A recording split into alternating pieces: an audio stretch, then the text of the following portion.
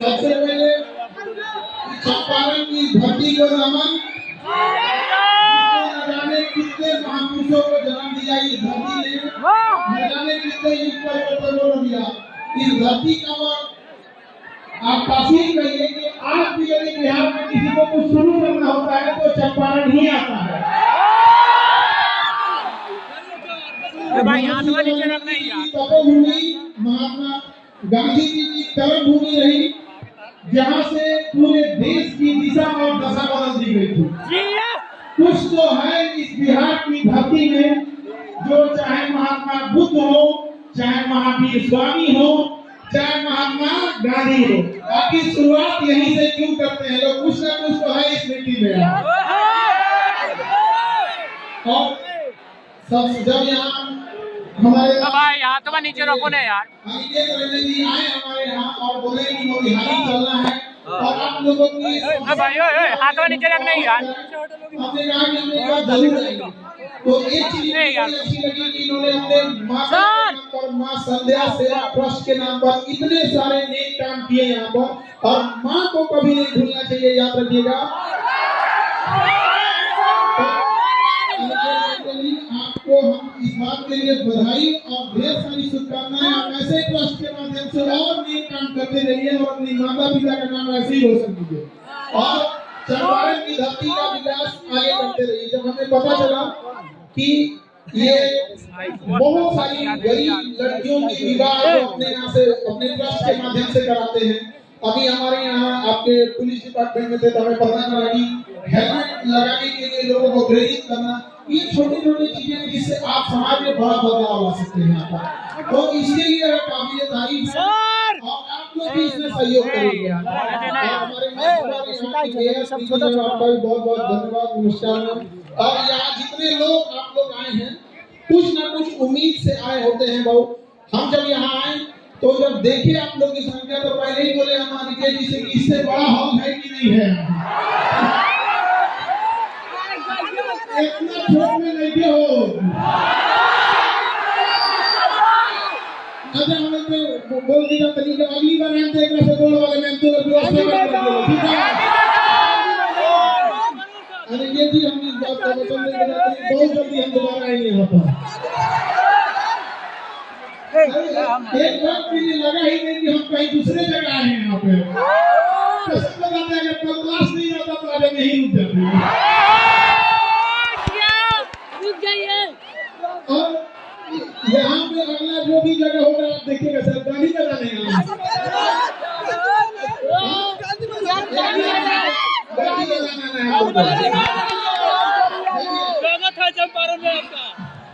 हम आपके शिक्षक जरूर हैं, लेकिन हम आपके चीजों को उतनी ही बारीकी से जानते हैं जितना आपका सबसे जिगरी दोस्त जानता होगा।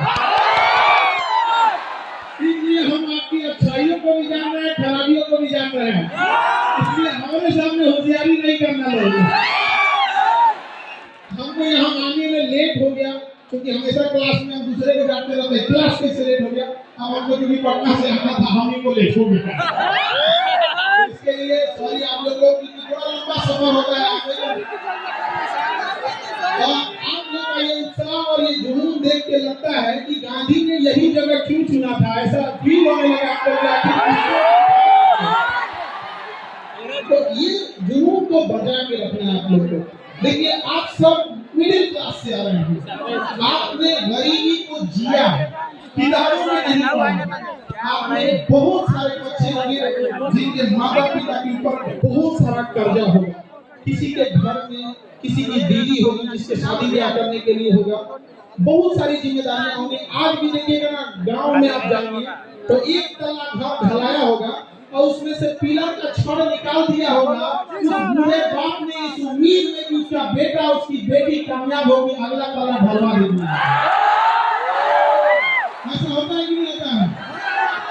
माँ बाप कोई बीमारी लिए रहते हैं बूढ़े माँ बाप, लेकिन वो पैसा काट कर आपको दे रहे होते हैं पढ़ने के लिए कि मेरा बेटा मेरा बेटी कामयाब हो जाएगी। तो कामयाब हो जाएगा तो हमारा इलाज करा देंगे। इलाज के चक्कर में बीमारी तनी से बढ़ के ज्यादा हो जाता है।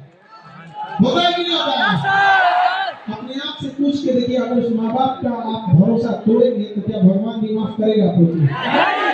तो जब भी अगर आप देखिए तो अपने गुरु मान के उस आंखों को देखिएगा जिसमें रोशनी अब कम हो गई होगी, लेकिन आपकी कामयाबी को देखने के लिए आज भी उसने अपनी आंख की रोशनी बचा कर रखी है। उसका बेटा उसकी बेटी कामयाब होकर आएगी। और वो दौर चला गया जब केवल कामयाबी पर पुरुषों का अधिकार था, महिलाओं ने दिखा दिया कि छीन लेंगे अधिकार अगर नहीं दोगे तो यहाँ पर। और हमने रिक्वेस्ट भी किया है, महामहिम बिहार के राज्यपाल साहब से भी कहा है, और यहाँ पर इतने राजनीति से जुड़े आप लोग हैं, आप लोग से भी और आप सारे युवाओं से भी कहते हैं, नशा तो एक समस्या है जिसमें आप लोग फंसते जा रहे हैं। एक और हमने सुझाव दिया कि जो दहेज में गाड़ियां दी जाती है इसका नंबर प्लेट गुलाबी रंग का हो ताकि पता चले इसके बाप का नहीं है। अरे कम से कम लोहरिया का मारे तो कोई कहे कि बाप का गाड़ी नहीं है, तुम्हारे ससुर की गाड़ी है। और आज मैं चंपारण की धरती से कहते हैं कि इस मुहिम को यहाँ से फिर से चालू कीजिए कि जिस तरह महात्मा गांधी ने चंपारण के किसानों के लिए यहाँ के घटिया कानून को बदल दिया था, दहेज जैसे घटिया चीजों को उठा फेंकिएगा अपने यहाँ पर। और अपनी हिम्मत अपने हाथों अपने हाथ में बाजुओं में इतनी ताकत रखिए। आप बिहारी है जी, जो चाहे कमा के लीजिएगा, क्या जरूरत है किसी की बेटी के बाप को डांटा के उससे दहेज लेने के लिए। और सामने से जब दहेज मिले तो ठुकरा के रख दीजिएगा। आप कहिएगा कि हमने इतना माँ बाप ने शिक्षा दिया है, अपने गुरुओं से इतना हमने आशीर्वाद प्राप्त किया है, अब भुजाओं में इतनी ताकत है कि जो चाहे दिला सकते हैं, सम्मान से रखेंगे, चाहे एक ही रोटी खाए, सूखी रोटी खाए, लेकिन सब अपना सम्मान से समझौता नहीं करेंगे। हम सबके घर में देखिए, हम तो वो बदनसीब है जो हमारे घर में बहन नहीं, तो हमें बड़ा ताना मारा जाता था कि बहन उसी को देता है ऊपर वाला जो उसे पालने की औकात रखता है। तो हमने क्या किया, रक्षाबंधन में दुनिया में सबसे ज्यादा राखी हमें बांधी जाती है। और हम खुशनसीब है कि पूरी दुनिया में हमसे ज्यादा राखी किसी को नहीं बांधी जाती होगी। राखी बंधवा लेते हैं ना, तो वही राखी लेके उठता नहीं है हाथ, छत पे जाते हैं जब अंधेरा हो जाता है तब, और उस ऊपर वाले की ओर देख के थोड़ा चिढ़ाते हैं, क्या हो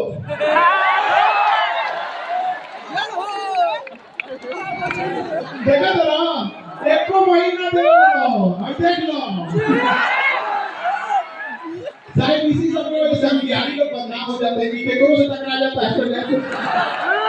दुख तो है इस बात का, जब कभी हमें प्रॉब्लम आता है तो कई बार ऐसा लगता है कि काश मेरा भी एक बड़ा भाई होता, और जब कभी घर में कोई बीमार पड़ता है तो फील आता है काश मेरी भी एक बहन रहती। घर को जितना अच्छे से बहनों ने संभाल के रखा है, कोई नहीं संभाल सकता है उस चीज को। और ये आप लड़के लोग को समझ में आएगा जब अपनी बहन की विदाई करोगे। विदाई करने के तुरंत बाद जब तुम विदाई करके लौटोगे घर में ना, तो घर की चार दीवारी पूछेगी इस घर को सजाने वाली का तो तुमने विदाई करके भेजा। तो इज्जत करने वाली जब तक घर में है वो लड़ेगी, चाहे कुछ भी करेगी, लेकिन तुम्हारे लिए हमेशा पड़ी रहेगी तुम्हारे साथ यहाँ पर। तो हमेशा याद रखिए, अपने संस्कार का परिचय दीजिए।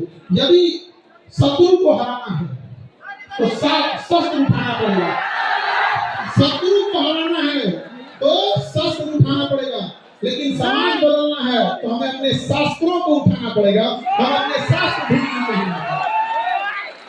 तो हमें ये सारी चीजों को एक साथ लेके चलना है। माता पिता के भरोसा को कभी मत तोड़िए। अभी हमने देख रहे थे कि यहाँ बहुत सारे बच्चे नशा जैसे खराब चीजों को उलझते जा रहे हैं। आप समझो, नशा कोई एक दिन में लगने वाली लत नहीं होती है। आप इसे शुरुआत करते हो चिंगम से, आप इसे नॉर्मली छोटे से कैसे स्टार्ट कर देते हो, छोटे से चिंगम से, फिर उसके बाद छोटा सा जाते हो, कभी पार्टी फंक्शन में ले लिए कि किसी का शादी ब्याह है, कोई त्योहार है, किसी का रिजल्ट हो गया, मैं जीत गया। ये धीरे धीरे पहली दहलीज है आपके बर्बादी पे, किसी को बर्बाद करने का। आपका दोस्त कहेगा कि दोस्ती के लिए ये नशा कर लो, दोस्ती के लिए तो छोड़ देना, और उस दोस्त को एक कप नाली का पानी उठा के दीजिएगा, दोस्ती के लिए पी ले। याद रखिएगा, ऐसे दोस्त लोहे के में लगे उस जंग के समान होते हैं जो तब तक उस लोहे से चिपके रहते हैं जब तक उस लोहे का अस्तित्व न मिटा दे। ऐसे दोस्तों की जरूरत नहीं है। याद रखिएगा, बहुत ज्यादा गिनती के लिए मत रखिएगा। अरे दोस्त एक जैसा एक ही हो, लेकिन कर्ण के समान हो, अपना हस्ती मिटा दिया दुर्योधन को। अलग बात था कि दुर्योधन गलत था, लेकिन दुनिया आज भी मिसाल देती है कि दोस्त हो तो कैसा कर्ण के ऐसा कोई दोस्त ना हो आपका कि जीवन बर्बाद कर दे आपको। धीरे धीरे आपको लत लगाएगा, फिर आप आदी हो जाएंगे उसके, फिर आप उसको पीने लगेंगे। जब आप शराब, गुटखा या किसी चीज में जब आपको आदत हो जाएगा, फिर धीरे धीरे आप उसके डिपेंडेंट हो जाएंगे। अब आपको नहीं मिलेगा तो परेशान हो जाएंगे। ये तो स्टेप समझो, स्टेप। तो डिपेंडेंट जब हो जाएंगे तो फिर अब आप उसके शिकार हो गए। डिपेंडेंट होने के बाद अब आप उसको, वो नशा अब आपको करेगा नहीं। फिर अब आप अगली स्टेप में जाओगे कि इंजेक्शन मारने के लिए, तो ये दुनिया भर का ये सब चीजों के लिए ड्रग्स वगैरह। इन जब आप चले गए तो ऐसा मत सोचिएगा कि केवल आप बर्बाद हुए। किसी माँ के आंखों का सपना टूटेगा आपकी इस नशे के चक्कर में। किसी के बाप का कॉलर सर से नीचे झुक जाएगा, किसी की पत्नी और उसके बाल बच्चों का पूरा भविष्य अंधकार में हो जाएगा। तो लात मारो ऐसे दोस्तों को जो आपको बिगाड़ देता है। इतनी तो हिम्मत होनी चाहिए। जितना भी बड़ी गाड़ी देखोगे ना, फेरारी ले लो, रोल्स रॉयस ले लो, ये बड़ी बड़ी जो गाड़ियां होती है करोड़ों की, इसमें सीट नहीं होता है। जानते हो क्यों? उसको पता है कि जिसको खरीदने की औकात होगी उसके ज्यादा दोस्त नहीं होंगे। है कि नहीं यार? बदलिए इस समाज को। आप लोग युवा हैं, अगर नहीं बदल सकते हैं तो धिक्कार हो जाएगा ऐसे युवाओं के ऊपर। अपने आप को बदलिए, इस गरीबी से निकलिए। आपको यही एक एज है, ये आपके जीवन का सबसे बहुमूल्य एज है। इस एज को मत गवाइए, अपना पूरा जी जान लगा के भोग दीजिए इस चीज को पढ़ने में। देखिए किसी के माता पिता गरीब होंगे, किसी के माता पिता मिडिल क्लास होंगे, तो ये मत देखिए आपके माता पिता गरीब है या कैसे। आप गरीब घर में पैदा हुए तो आपका कोई गलती नहीं है, लेकिन अगर आपके माँ बाप गरीब घर में मर गए तो केवल आपका दोष है। इसलिए जी जान लगा दीजिए। और क्यों नहीं कर सकते आप लोग? सबके जीवन में संघर्ष आता है। याद रखिएगा, जिस पत्थर पे छीनी हथौड़ी का चोट नहीं पड़ता है वो पत्थर कभी भगवान की मूरत नहीं होती है। पैर से लोग चले जाते हैं। तो जीवन में यदि आपको तकलीफ हो रहा है तो याद रखिएगा, ऊपर वाला आपको पत्थर जैसे शरीर को काट के मूरत बनाना चाह रहा है। भागिए नहीं इस चीज से। कुछ देर बर्दाश्त करिए, फिर लोग आपको पूजने आएंगे यहाँ पर और बुलंदी के शिखर पे चले जाइएगा। लेकिन कभी अपने अंदर अहंकार मत लाइएगा। अहंकार तो रावण का नहीं बचा तो हम लोग कौन चिकन मसाला नहीं, किसी का अहंकार नहीं बच सका है। हमेशा सोचिएगा कि आपका जीवन दूसरों के काम आ सकता है कि नहीं। यदि आपका जीवन केवल आपके काम आ रहा है तो आप नर के रूप में, मानव के रूप में जन्म जरूर लिए हैं, लेकिन आप एक पशु के समान हैं। क्योंकि जानवर की पहली पहचान होती है वो केवल अपने लिए सोचता है। कभी जानवर को नहीं देखेंगे बांट के खाएगा। लेकिन ये मानव होने का पहला सबूत है कि दूसरे के तकलीफ में उससे तकलीफ होती है, दूसरे के पीड़ा से उससे अपनी पीड़ा होती है। आज देखिए हमारा समाज में किसी के साथ जगह में अपराध हो जाता है, कुछ हो जाता है, हम एक मानव होने के नाते उसके साथ सहानुभूति रखते हैं। लेकिन इसी मानव के बीच में कई बार दरिंदगी जैसी घटनाएं हो जाती हैं।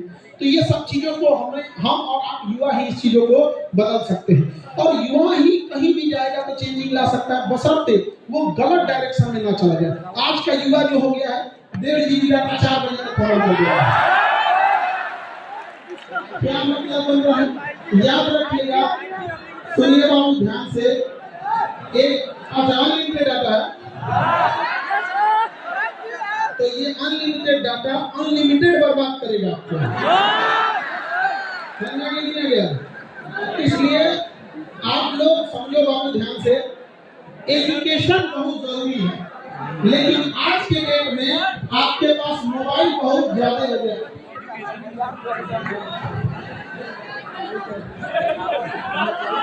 क्या हो गया? अरे भी फंस गया तो बंदी आपको हीरो है जरा कपड़ा पहन के।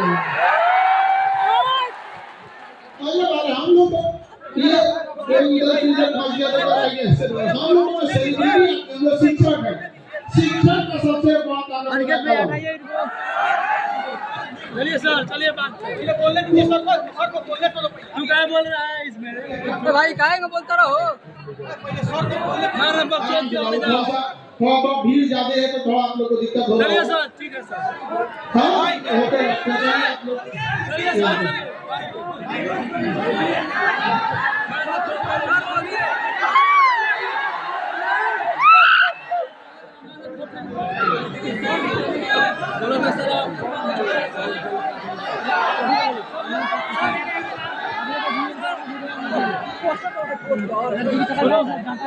कौन है जी बड़ा बोल रहा है?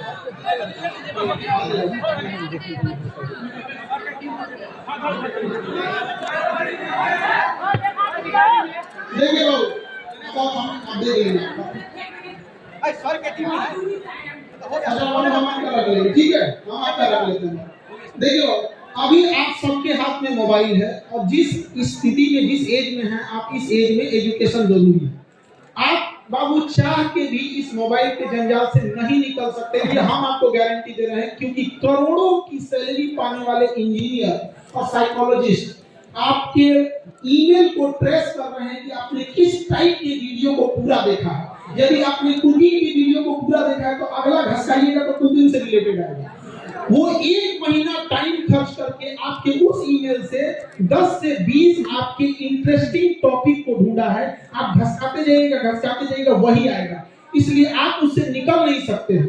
तो बाढ़ के पानी को रोक नहीं सकते हैं, मोड़ सकते हैं। तो इस मोबाइल की दुनिया में आप करिएगा क्या, इंटरटेनमेंट के बजाय, नाच गाना देखने के बजाय, कॉमेडी देखने के बजाय इंटरटेनमेंट ना करके पढ़ाई से रिलेटेड कुछ चीज देखने की कोशिश कीजिएगा।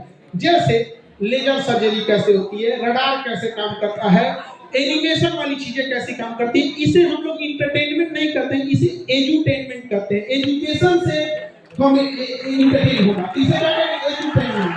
तो आप सब बच्चों को कहते हैं कि मोबाइल से दूर होने के बजाय लहरों में वही मिलता है जिसे तैरने नहीं आता है, जिसे तैरने आता है तो लहर के रास्ते किनारे हो जाता, नहीं हो जाता है। तो जो मोबाइल अभिशाप बन रहा है, जो डेटा अभिशाप बन रहा है, क्यों ना हम उससे नॉलेज गेन करने में कर लें।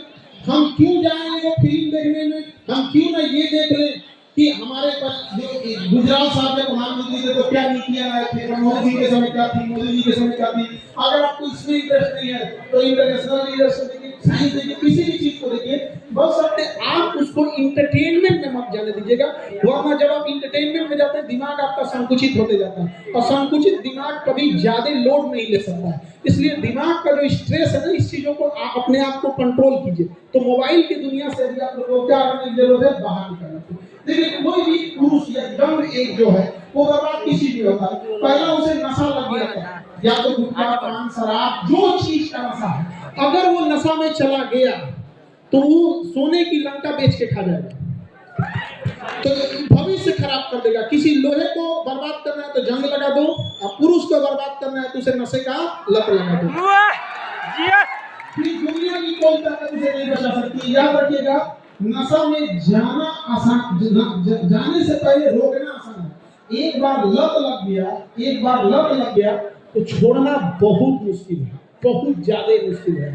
और हर डूबता हुआ इंसान सोचता है एगो को पकड़ ले, तो हर नशा वाला सोचेगा ना कि एगो और नशेड़ी बना दे को, कि कम से कम मेरा घटेगा तो एकरे बहाने हम चलेंगे यहाँ पे। तो ऐसे लोग, और आपको ये लगता है कि नशा आपका पड़ोसी, आपका दोस्त दिला रहा है, गलत फहमी में है। हमारे बगल का देश है चाइना और इधर है पाकिस्तान।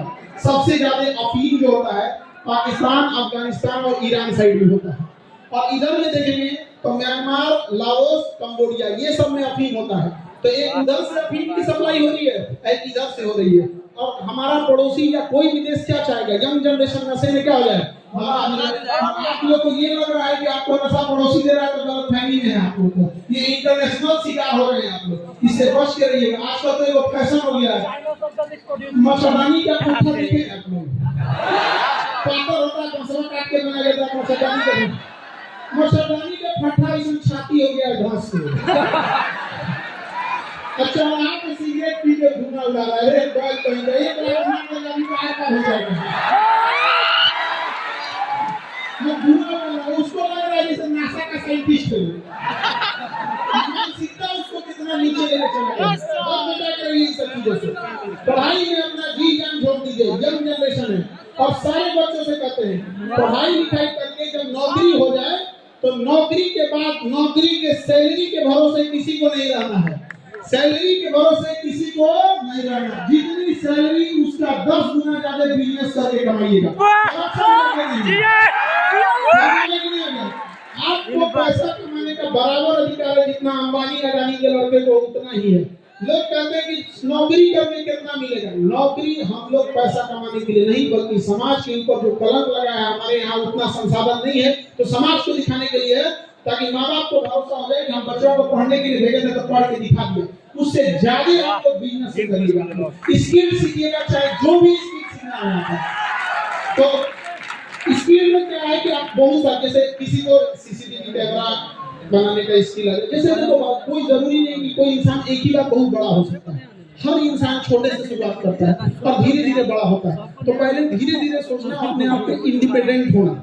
कैसे आप क्या कर सकते हैं, इंडिपेंडेंट हो सकते हैं। हम लोग शुरू किए तो हम ट्यूशन से पढ़ाना चालू किया। एक लड़का तो रिजल्ट नहीं आता था, उसको पढ़ाएंगे तो टॉप 10 में आने लगा क्लास में, नहीं तो इसे फेल होता था।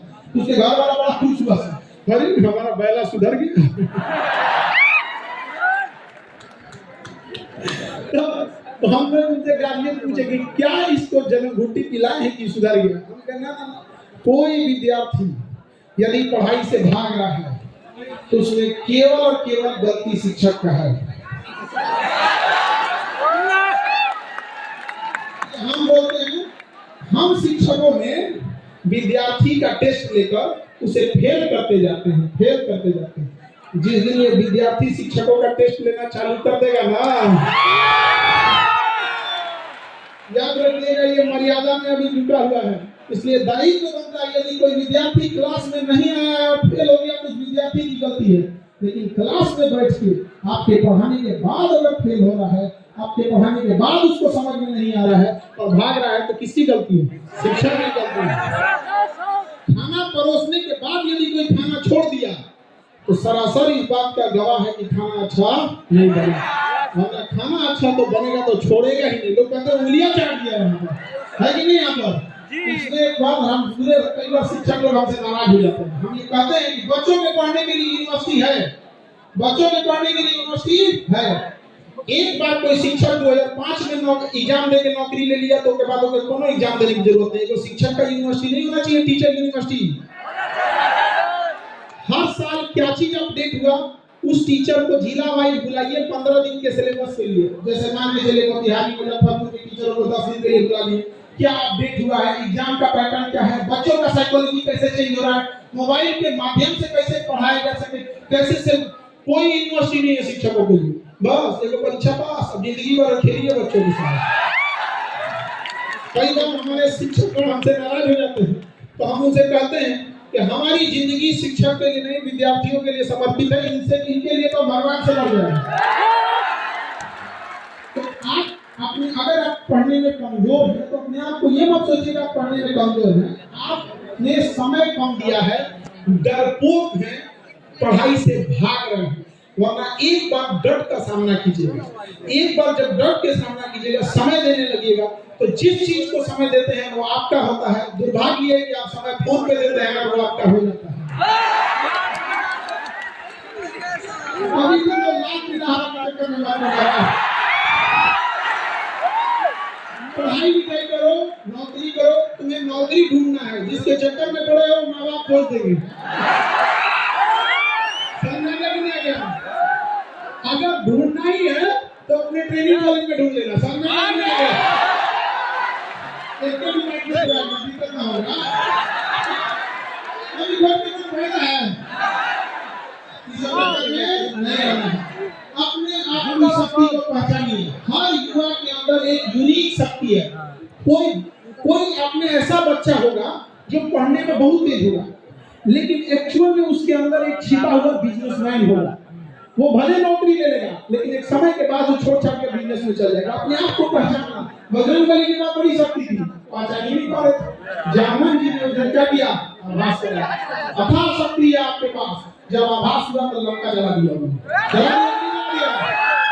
आप सबको एक जामवंत की जरूरत है। आप यकीन मानिए, वो जामवंत आपका साथी हो सकता है, आपके बगल का हो सकता है। हम नहीं बता सकते हैं, आप भले उम्मीद की नजरों से हमें देखते हैं, लेकिन याद रखिएगा एक मरीज का तकलीफ उसके बगल का मरीज अच्छे से जानता है। डॉक्टर तो बस इलाज करना जानता है, तकलीफ नहीं समझ पाता है। तो हम लोग कह रहे हैं कि आपको जब समस्या होगी हम बताएंगे जरूर, लेकिन अपने आप में एक ऐसा दोस्त ढूंढो। हम नहीं कहते आप 10 दोस्त बनाओ, लेकिन एक दोस्त बनाओ कर्ण की भांति, जो आपके लिए चाहे कितनी भी विषम परिस्थिति हो उसमें लड़ जाए। वहां पर कर्ण को क्या कमी था उसको, लेकिन उसने देखा था कि हाँ, जब जीत निश्चित हो तो लड़ने वाला अर्जुन था। भगवान का साथ लेकर लड़ने वाला अर्जुन था। लेकिन जब हार निश्चित थी, सामने भगवान खड़े थे, फिर भी दोस्ती के लिए लड़ने वाला कर्ण था। एक दोस्त बनाओ जो आपके लिए कर्ण की तरह खड़ा रहे, चाहे आंख बंद करके उस पर भरोसा किया जा सके। ज्यादा गिनती के काम में नहीं रखना। और चाहे दोस्ती कितनी भी गहरी हो, याद रखना हमेशा अंधविश्वास में अंधविश्वास नहीं करना चाहिए, क्योंकि कई बार खुद का दांत अपनी जुबान काट लेता है। तो विश्वास के चक्कर में बहुत ये चीज हम स्पेशली लड़कियों के लिए कह रहे हैं कि लड़की लोग आजकल का जमाना जो है थोड़ा सा डिजिटल जमाने में किस फोटो का कैसे मिसयूज करेगा ये किसी को नहीं पता चलता है। और दुर्भाग्य इस देश का देखिए, इस देश का दुर्भाग्य देखिए कि अमेरिका से कंपनी आती है फेसबुक इंस्टाग्राम जैसे मछलियां वाला, और देखिए किस तरह से भारत की संस्कृति को तमाचा मारते हैं सब जगह। देखिएगा उस एप्लीकेशन में फेसबुक इंस्टाग्राम पर एक बटन दे दिया जाता है कि अमुक लड़का अमुक लड़की है, इसके फोटो को आप जिस तरह मिसयूज करना चाहिए। एक बार बटन दबाइए तो डांस करने लगेंगे, एक बार बटन लगाइए तो गले मिलने लगेंगे। एक बात बताइए, किसी के करियर को खेलने का अधिकार भारत ने कैसे अमेरिका के 2 करोड़ की कंपनियों को दे दिया और आवाज तक नहीं उठाया। यहाँ पर देश उस समय वास्को डी गामा का गुलाम बना था, उस समय अंग्रेज आए थे, फिजिकली आए थे, इस समय भी अंग्रेज आए हैं, डिजिटली आए हैं। पहले भी वास्को डी गामा आया, व्यापारी बन के लूट के गया।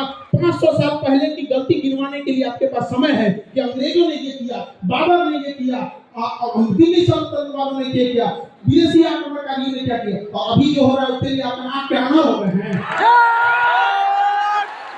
दुर्भाग्य है इस देश का कोई आवाज नहीं उठा पा रहा इस देश में। अब देखिए, याद रखिएगा, अकेला चना आंख फोड़ देता है, भाग नहीं फोड़ पाता है। एक बार याद रखिएगा, ये चंपारण की धरती है, अंग्रेजों के कान तक आवाज पहुंचा दी थी तो भारत सरकार है।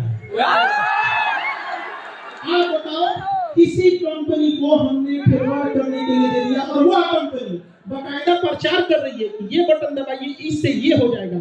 गांव में आज भी जो मोबाइल नहीं चलाता है वो एआई के यूज से हुए फोटोज को सही मान लेता है, और आज न जाने कितनों के साथ मिसयूज हो रहा है। बहुत सारे लोग, अब कोई फेमस चेहरा है तो लोग समझते हैं कि फेमस है इसके साथ हो जा रहा है, लेकिन कोई गांव का साधारण आप जैसे लोग हैं जो अभी अपनी मुकाम नहीं पहुंचा पाए हैं, गांव तक सीमित है, तो गांव के लोग कहेंगे फलानिया का ऐसा खुला। सोचिए कितना हद तक बर्बाद कर रहा है, और हमारे सरकार को काम खबर नहीं है। अरे क्या सुरक्षित रहेंगी उस देश में बेटियां जिसमें बलात्कारियों को भी बढ़िया वकील मिल जाता है। हम आपको कहते हैं कि कोई इस तरह का जघन्य अपराध किसी महिला को दहेज के लिए जला दे, किसी को एसिड अटैक कर दे, रेप कर दे, अगर पढ़ने आए लात मार के भगा देंगे, नहीं पढ़ाएंगे तुमको, हम नहीं पढ़ाएंगे। लेकिन हम वकील बिरादरी से भी कहते हैं, जब आपको पता चल जाता है केस क्यों लड़ लेते हैं, वो भी किसी के घर की बेटी है। जिस दिन वकीलों ने यह ठान लिया कि जघन्य अपराधियों के लिए हम केस नहीं लड़ेंगे, उस दिन अपराध वालों को 2 साल के अंदर सजा मिलेगी, 20 साल में नहीं। जिस साल अपराध हुआ सजा उसी साल जब मिलने लगेगी तो तब वो शहर होगा यहाँ पे। वरना ये स्मार्ट सिटी का क्या करेंगे जहाँ हमारी बहन बेटियां ही सुरक्षित ना हो। अरे हमारा सुंदर गांव ही लौटा दो जहाँ कोई किसी के साथ भेदभाव नहीं करता था, वो पुराना संस्कृति ही हमें लौटा दो। ये रख लो अपने स्मार्ट सिटी जहाँ कोई किसी का करते हैं। याद रखिएगा, इस चंपारण की धरती से कहते हैं बदलाव आएगा, यहीं से आएगा, क्योंकि ऐतिहासिक घड़ी रही है बदलाव की शुरुआत करने के लिए। हम सब मिलकर जरूर कहेंगे इस बार यहाँ से कि गुलाबी नंबर प्लेट किसके लिए? सैलरी के भरोसे या सैलरी से 10 गुना? करप्शन या बिजनेस? केवल पढ़ाई या स्किल? पढ़ाई तो हमारा अधिकार है, तू कौन चलेगा?